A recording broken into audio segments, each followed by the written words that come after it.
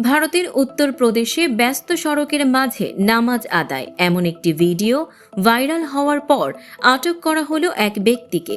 ভারতের রামপুর জেলার শাহবাদ গেট মোড়ে ঘটে এই ঘটনা।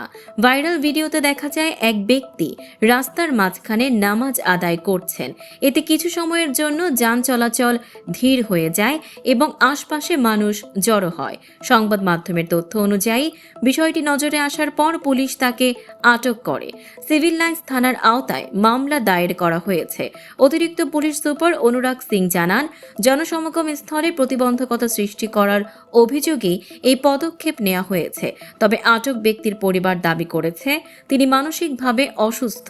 পুলিশ বলছে এই বিষয়টিও তদন্তের অংশ হিসেবে যাচাই করা হচ্ছে।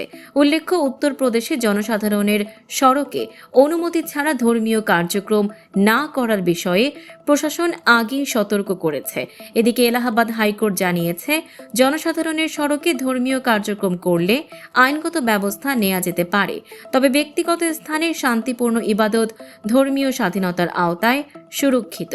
ঘটনাটি ঘিরে জনশৃঙ্খলা ও ধর্মীয় স্বাধীনতা নিয়ে নতুন করে আলোচনা শুরু হয়েছে।